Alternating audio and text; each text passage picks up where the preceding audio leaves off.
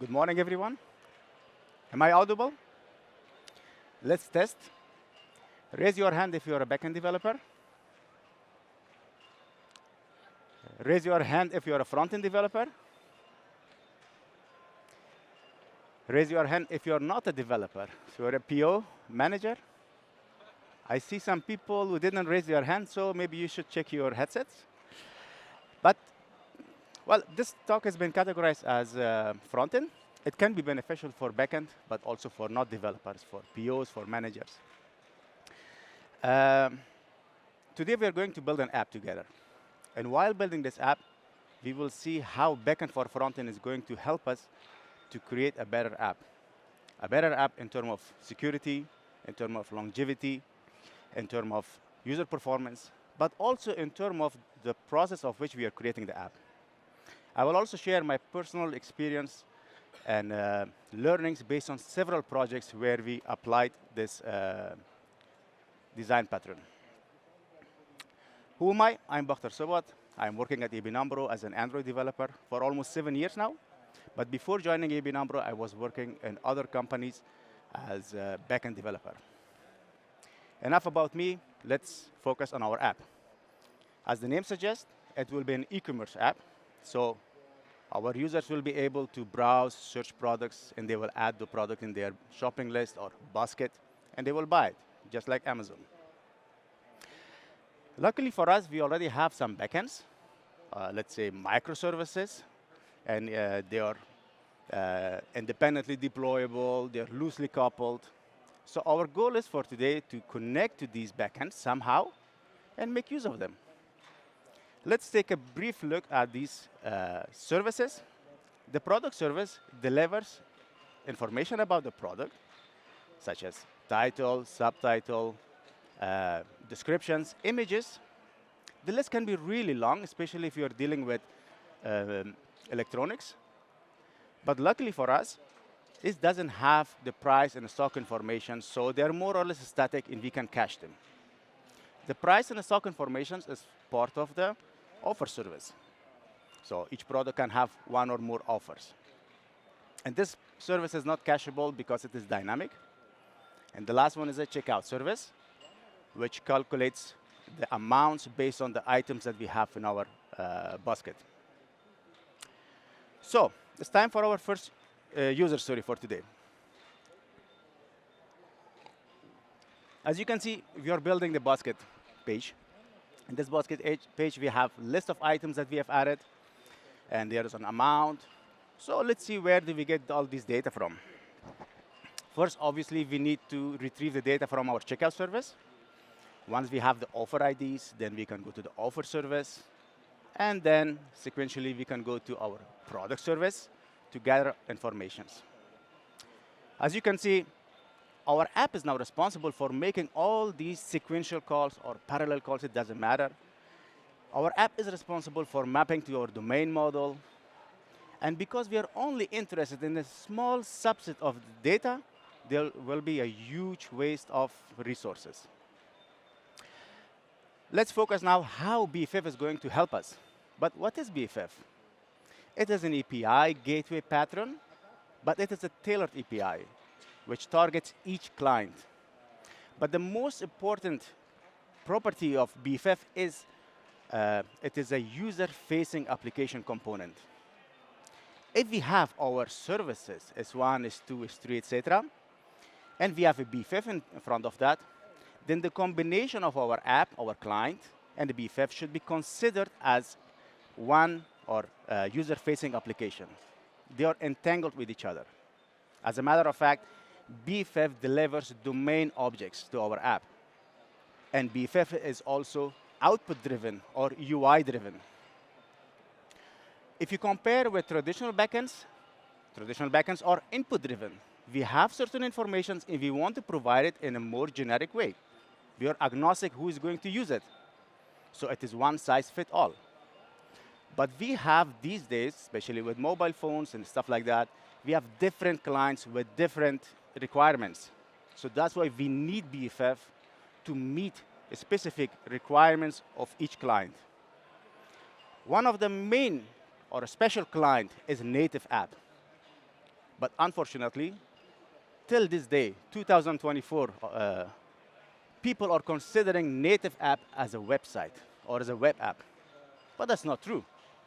A native app is running outside your control on a user device. So if you're claiming that you have, that you're practicing DevOps, well, you have less freedom. If something happens, you just cannot roll back. You have to deal with policies from the App Store and Play Store, and also user settings. And what about security? Well, everyone can download your app and reverse engineer it. Yesterday, there was a workshop about how to reverse engineer an iOS app.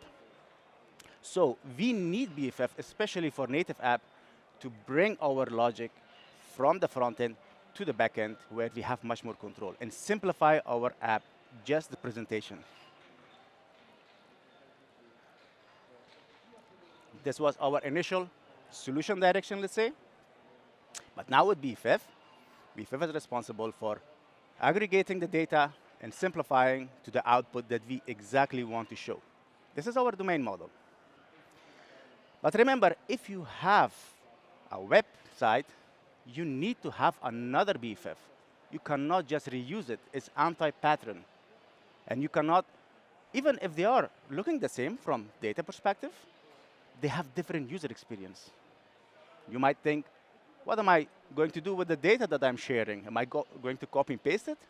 No, you can create a generic layer or aggregation layer, which is responsible in our case for aggregating the data, and dedicated BFFs will be responsible for optimizing it for each client.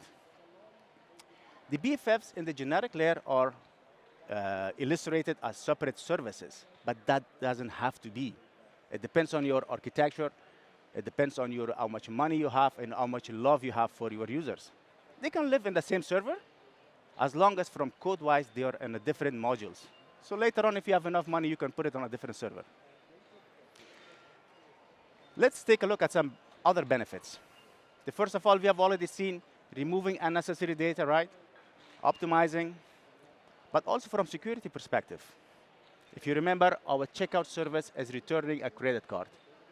Just as an example, it can be an email address or whatever, some sensitive data. The best place to have the logic to mask this data is BFF and not your client. You can do that in client, but the things that you can do in the client, you don't have to do it. Think about that. If your device is tampered, everyone can read the sensitive data that you want to hide. The power of API is to combine different APIs, merge them, and enriching your data with open source APIs, with open APIs or internal APIs. So if you, for example, want to show cross-selling products and there is an external API which is responsible for that, you can easily do it with BFF instead of doing it in the app. Just like front-end developers, also back-end developers and service developers, let's say, they are continuously busy to release a new version of the app. With BFF as a transparent layer in between, it will make your life much easier, much less painful, let's say. In our example, our product service team, they decide to remove images from their payload because they say, OK, now images are dark mode and light mode dependent. So there will be another service, image service, and it will return the images based on your light mode and dark mode settings. With BFF, and this is also what we did in one of our projects, with BFF, we let our backend developers to work on their services. When it is ready, you can point to the new services. And you only have to do the mapping in BFF without touching a single line of code in your client. You can also decide, OK, for now, I will forward just 10% of the requests to the services, to the new services, and I will monitor and see how they are performing.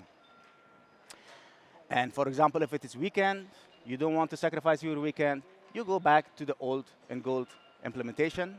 It's Monday, you come back, and you gradually increase the percentages. You keep monitoring.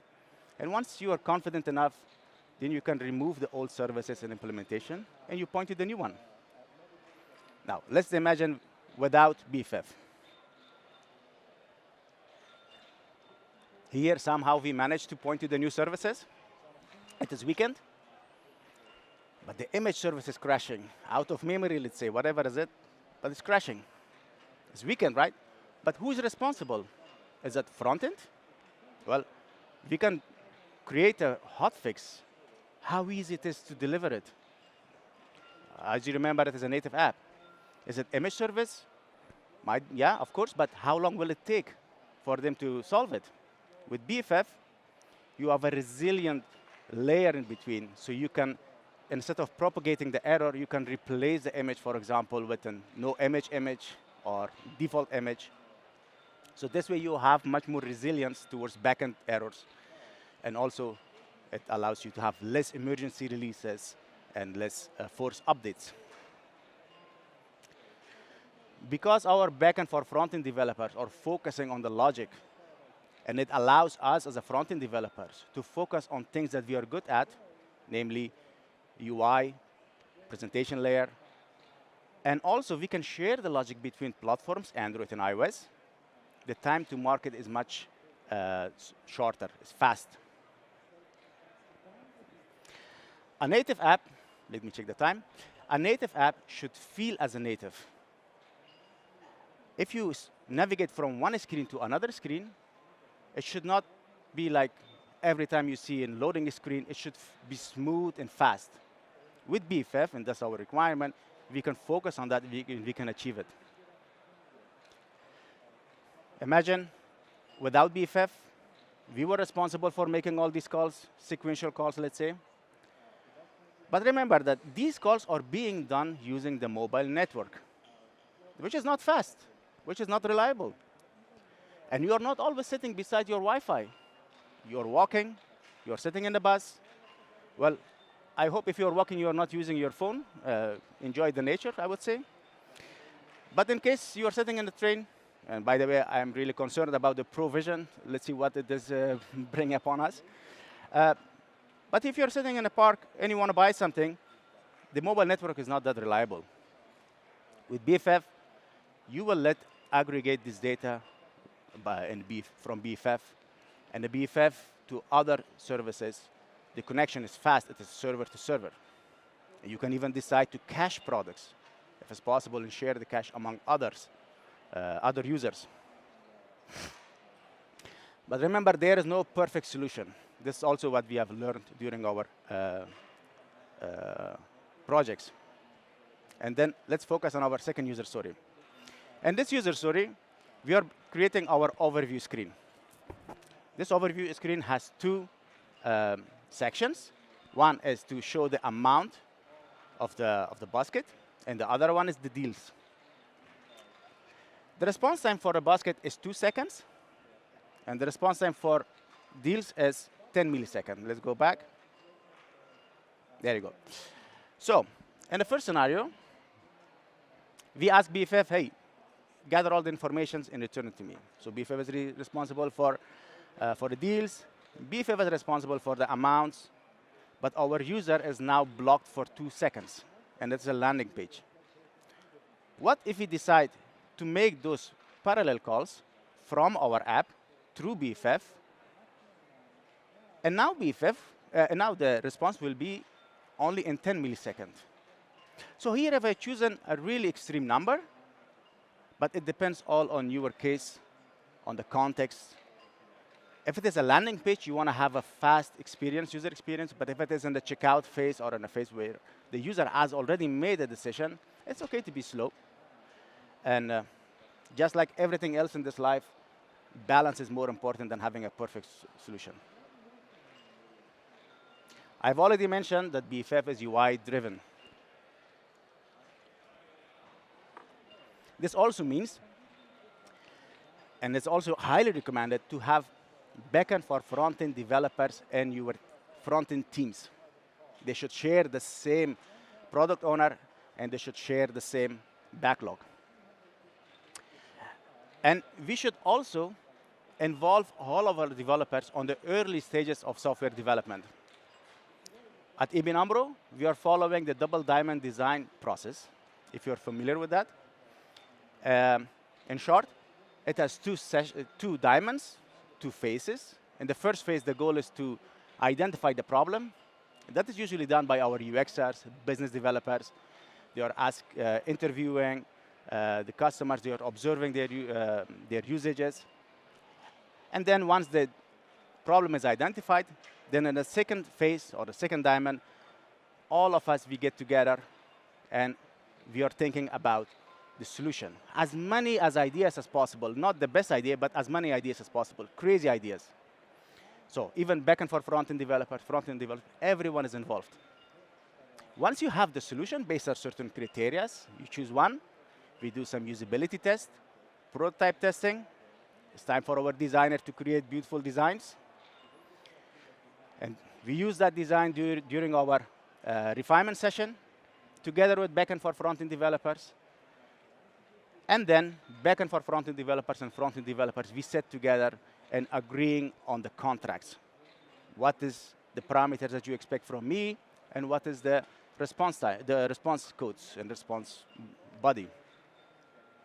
With those contracts, we create mock data, and then we start working in parallel. After integration, it's time for testing, deploying, and finishing the user story. But also remember, your process needs to be, let's say, agile, or have some room for improvisation. Imagine that during the ideation sessions, you come up with an idea which, well, you love it, but you're not sure whether it's being used by our users in the real world or not.